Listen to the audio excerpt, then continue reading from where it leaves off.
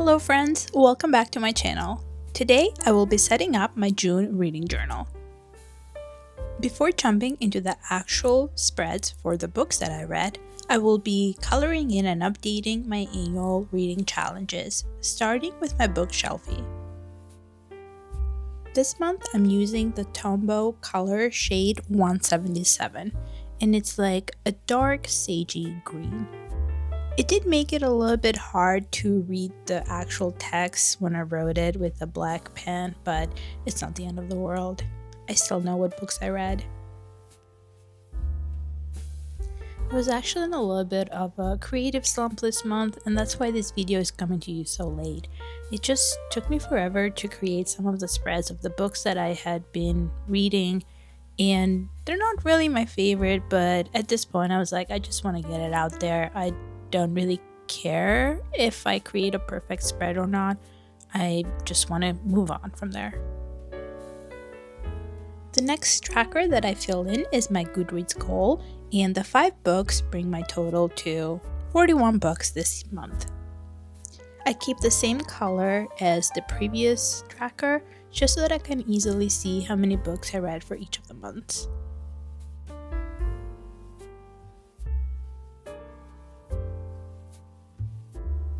The next challenge is my A to Z challenge, and this is where I read a book from each letter of the alphabet. I was able to read 2 new letters this month, which was exciting. That was letter E and letter K. And the 2 books that I read was Eve Out of Her Ruins and The King's List. For my book bingo this month, I managed to read 1 new prompt, which made a new bingo row, which is exciting. And the prompt that I read for this month was read a book published before I was born. And the book that I read for that was The World of Yesterday. And I think it was published in like 1942 or something like that. The next challenge is my Read the Rainbow challenge, and I was able to read a book whose cover is primarily yellow. So now I only have 2 more colors to fill in, pink and purple. I didn't really have any updates on my buzzword readathon this month. The next tracker is my series tracker, and I managed to read the 2nd book in the Neverlist series trilogy, and also the 1st book in the Soulbound. I'm not sure if it's a trilogy or a duology actually. I think it's a trilogy. I didn't read anything from my physical TBR, sadly.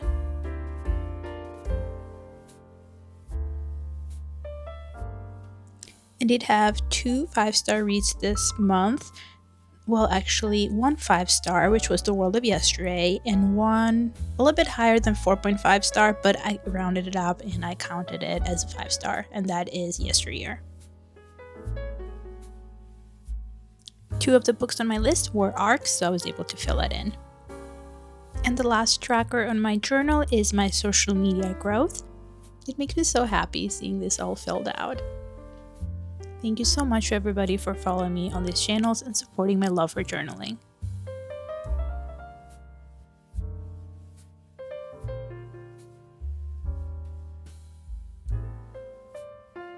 And now let's move on to my cover page for the month of June.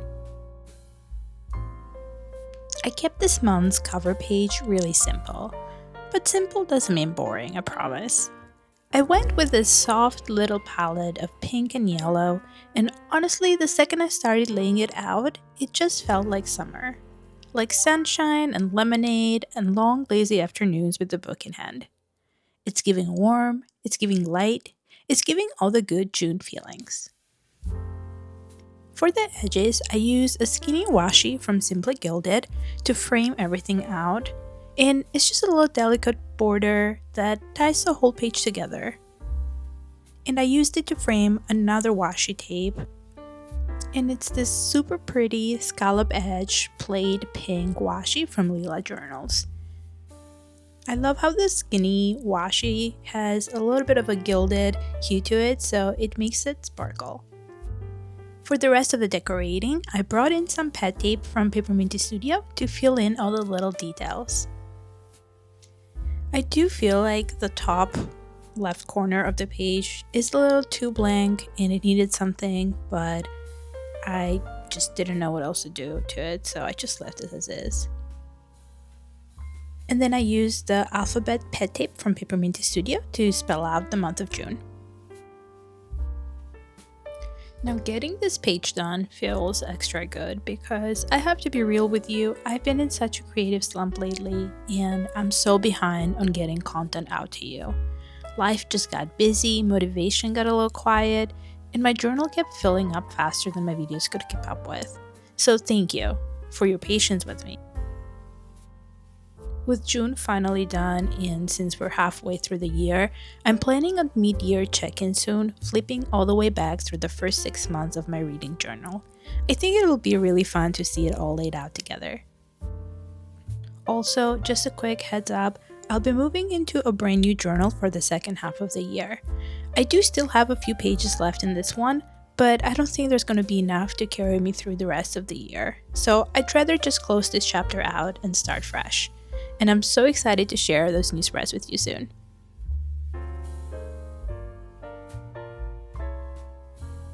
For my books read list, I grabbed my light yellow Tombow marker and colored in every other row.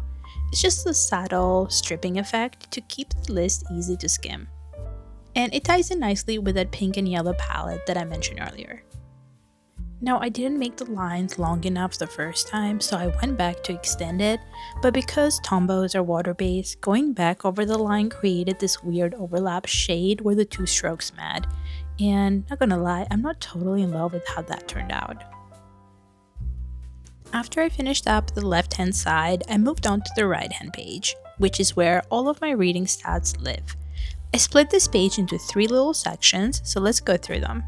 First up is my author stats. This is where I track things like nationality and gender. This month I read 5 books total, and 4 of them were written by female authors, with 1 male author rounding things out.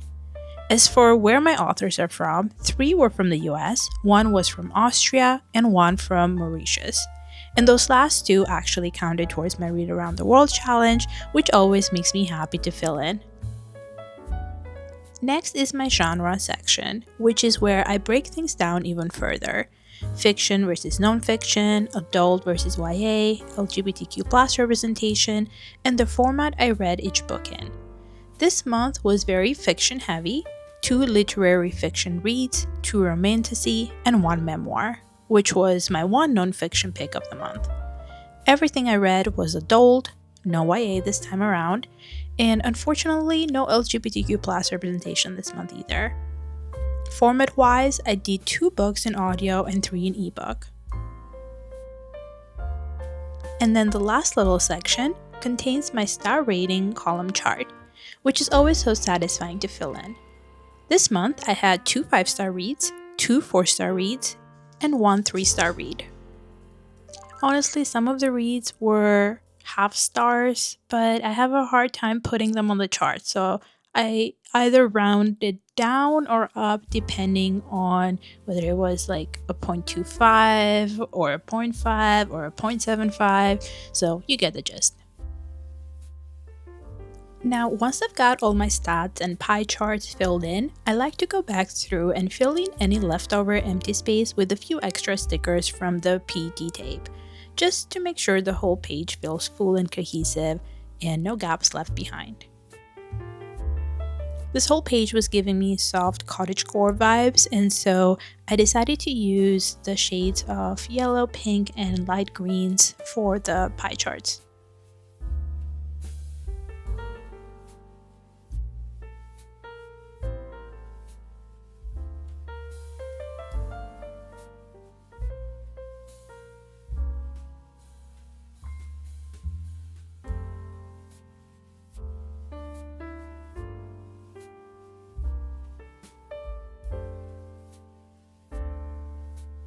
And this was my spread for the cover page for June. The first book I read in June was Eve Out of Her Ruins by Ananda Devi, and this was also my pick for my Read Around the World challenge for the country of Mauritius. By the way, if you ever want to keep track of what countries and what books I've read so far for my Read Around the World challenge, you can click on the link on my bio, and that should make it easy for you to follow along. Okay, so this book will soak into you like filth and despair. And Ananda Devi intends exactly that. Eve Out of Her Ruins takes place in Trumaron, an impoverished neighborhood in Port Louis, Mauritius, that exists in a completely parallel universe to the island's beaches and tourist brochures. 4 teenagers narrate in a rotating first person. We have Eve, whose body has become her only currency, Savita, who loves Eve without agenda and dreams of escape, Sadik, a rimbaud, obsessed poet quietly undone by that love, and Clelio, rage with nowhere to go, waiting on a brother who may never send for him. They are stifled, invisible, and burning. And what struck me most is how deliberately the writing style mirrors the character's psychological reality. In the first half, the prose is staggering in its beauty, elevated and poetic in a way that feels almost theatrical. These kids are soliloquizing their inner lives, and honestly, it makes complete sense. The words are the only thing they own. And then the world intrudes. As the plot accelerates towards its Shakespearean collision of obsession, violence, and consequence, the language strips down and quickens right along with it. The armor falls away. They never actually escape, but their minds had been building this buffer, and watching it dissolve is devastating. I also have to give a shout out to the translator Jeffrey Zuckerman because he deserves his own award here. His notes on navigating Creole and dialect alone are worth the read. Now, this is not a comfortable book. Your feelings as a reader are kind of beside the point, but if you can sit with that, Eve Out of Her Ruins is one of the most formally intelligent and emotionally harrowing novels I've read in a long time. Now for this spread, the washi tape that I'm using is from Leela Journals, and the stickers are all from Journal Say, except for the girl that is from Paperminty Studio.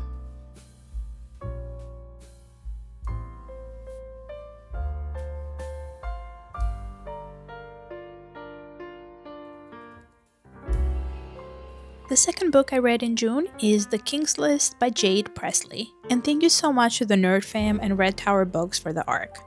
So this is book 2 in the Neverland series, and book 2 in a romantasy is always a tricky thing.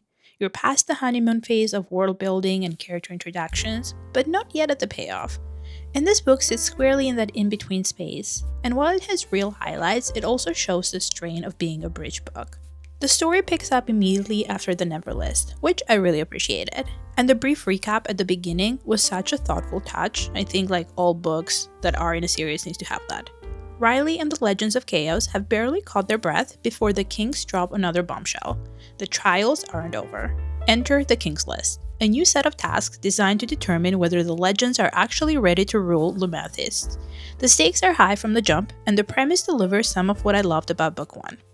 What worked best for me was getting more intimate with the characters as they navigate these challenges together. The magic system continues to be a strength, and losing their powers was such a clever narrative move. It lets us see the bonds between Riley and her mates from a completely different angle. The Erin storyline picked up in interesting ways too, and the faders and enhancement drags added some welcome tension. The problem is the execution. The training sequences are repetitive and really drag the momentum down. Tasks that should have felt monumental near the end got rushed past without the weight they deserved, and the big villain reveal lands out of nowhere, like zero foreshadowing. So it feels less like a planted seed and more like a last-minute decision.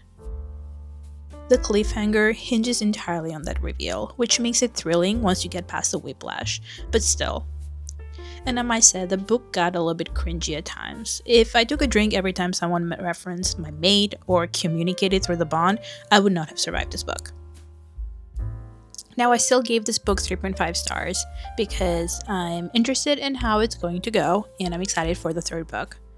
But I did struggle a little bit with creating this spread and I kept it very simple. I just added some florals from London Gifties, created a border around it and called it a day.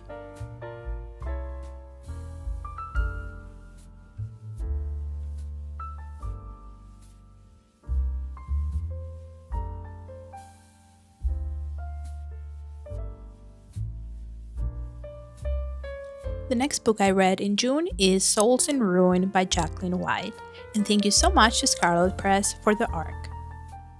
Okay, so the tagline for this book is, "When the gods demand obedience, do not kneel."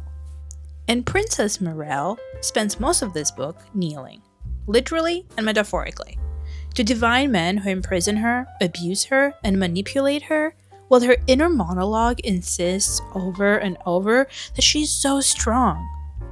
The irony here is not subtle, and honestly, I don't think it's intentional. I knew going in this was going to be a dark book, and I was prepared for dark. What I wasn't prepared for was how thoroughly the narrative romanticizes what it's depicting. There is no romance here. It's just Stockholm Syndrome dressed up in fantasy trappings and marketed as romantasy. So definitely read the trigger warnings beforehand. About 70% of this book is pure torture. I felt genuinely awful for the female character the entire way through, and yet I could not stop reading, which says something about the pacing if nothing else. But in all seriousness, I feel like we need to stop calling these books romantasy. There is no romance here. There is imprisonment, manipulation, sexual abuse, and Stockholm Syndrome, and the narrative treats all of it as a slow burn love story. Now, I'm not saying dark books shouldn't exist, but I think we need to be honest about what they really are. Slapping a romantasy label on this does a disservice to readers who pick it up expecting something different. Now, the critique I keep coming back to this book is that Morel's so-called awakening doesn't actually come from within.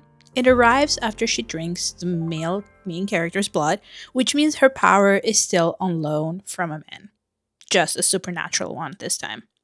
For a book that wants to position her as someone who won't kneel, it works really hard to keep her on her knees and frame that as the necessary path to becoming herself. I'm genuinely hoping that in book 2 she chooses herself, because none of these men deserve her. The world building is also thin to the point of distraction. I don't usually need exhaustive lore, but I finished this book with basic structural questions still unanswered. A little more grounding here would have gone a long way. Like, the whole book is set in a dungeon. You don't see anything from the outside. What is going on? Who is this person? Who is that person? Where did this one come from? I have no idea. Now, they're setting this book up as if it is a love triangle, but like I mentioned earlier, I do hope she tells them both to F off and, pick herself because she deserves it. But I must say, I switched over to the audio for a few of the chapters, and the narrator that narrates death has hands down the single most absurdly attractive voice I have ever heard in my entire life. I'm not kidding. And after hearing that voice, I have fully defected. I am Team Death now. His arc is honestly the thread I'm most curious to follow into book 2, and he's the only reason that I will probably pick this book up. Now, as I was thinking what to do with the spread for this book, I realized that I haven't used black paper in this journal at all for the first 6 months. And this was a little bit shocking because for the second half of last year, I used a Neapolitan journal, which means that I alternated between white, black, and craft paper. So I was surprised that I hadn't thought to use black paper anywhere. And so I decided to create this little collage where I keep the middle part with a black paper and the remaining is going to be white. And this way I get to use my white jelly rolls to write with it. I had this sticker book that has been lying around for forever and I hardly ever reach for it, but I did notice that they had some cute little snake stickers, and so I figured I would just use them for this spread. And then to fill up the white space, I just used some stickers from Sticky Club and also just drew out some doodles like stars and dots here and there.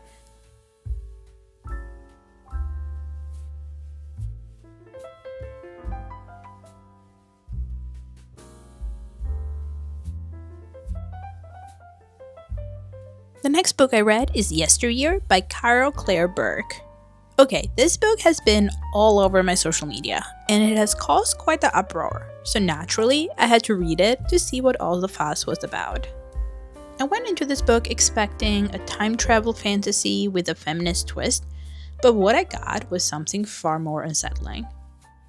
we meet Natalie Heather Mills, who is a treadwife influencer, a picture-perfect farmhouse, a carefully constructed life that is honestly more production set than reality. Then, one morning, she wakes up in the same house, but stripped of every modern convenience. No electricity, no producers, no safety net.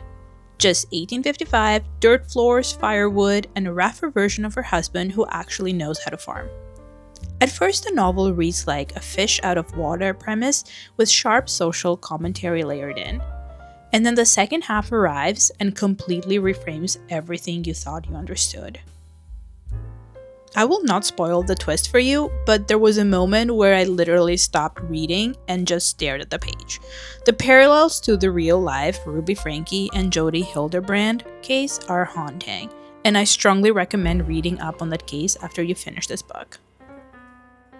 The satire here is sharp without being smug, and the social commentary on influencer culture, cancel culture, manosphere ideology, and the gap between online persona and lived reality is honestly some of the boldest I've read in recent fiction. I did skim over some reviews suggesting Burke was too harsh on Natalie or that the book carried anti-stay-at-home mom energy, and I have to say I did not read it that way at all. Burke is really careful to show how sexism and gendered economic injustice shaped Natalie's worldview, even as that worldview becomes genuinely harmful. The novel is asking a harder question. How do women both suffer from and perpetuate misogyny against other women? And the female characters surrounding Natalie, particularly the ones in her family who chose different paths, add real dimension to that question. Now for this spread, I received this farmhouse washi tape from the washi tape shop a while ago, but I didn't really have a use for it yet, and I thought that it fit perfectly with this book, so I decided to use it for this one instead. Now, I was struggling a little bit with what washi tape to use to fill out some of the gaps, and I kept switching back and forth, but in the end I decided to go with this Paperminty Studio washi tape, and I do like how it came about in the end. I also used some pet tape from London Gifties because there is this woman carrying a pie and it kind of gave treadwife vibes, so I figured I would use that.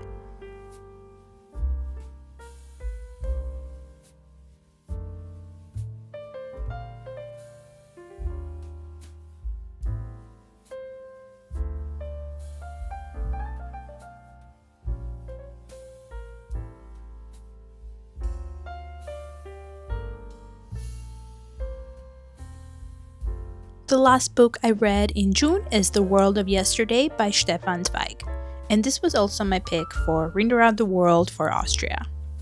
Okay, so Stefan Zweig mailed the manuscript for this book to his publisher just days before he and his wife took their own lives in Brazil in 1942.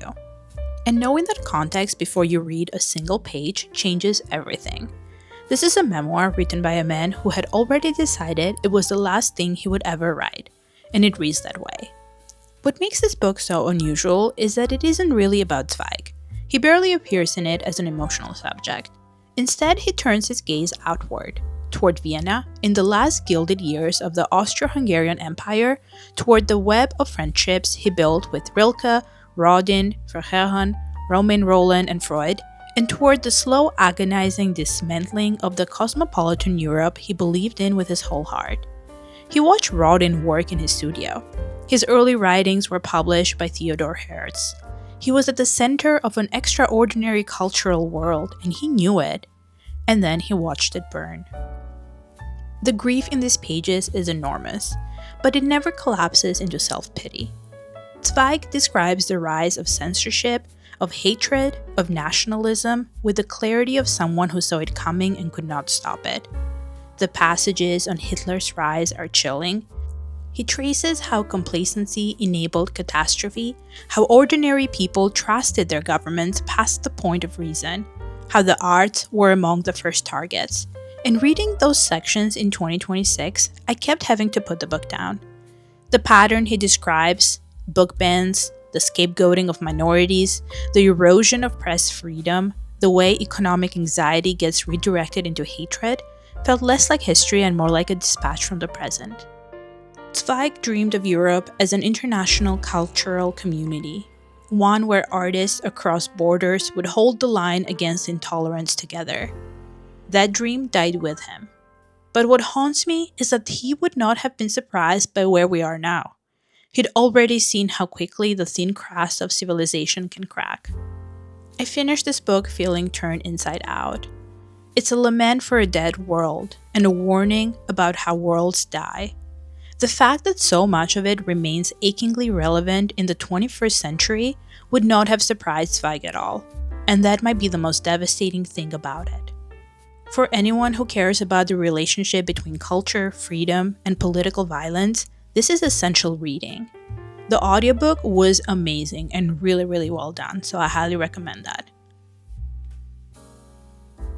Now for this spread, all of the stickers that I use come in this sticker pack or sticker book from Journal Say.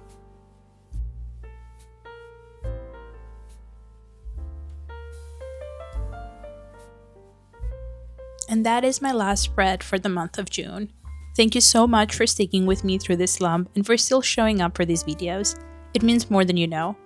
As always, keep an eye out, that mid-year check-in is coming soon, and I cannot wait to flip all the way back through the first half of this year with you. If you love this video, give it a like, drop a comment, and let me know which one of these 5 books you're most curious about. Happy reading and happy journaling!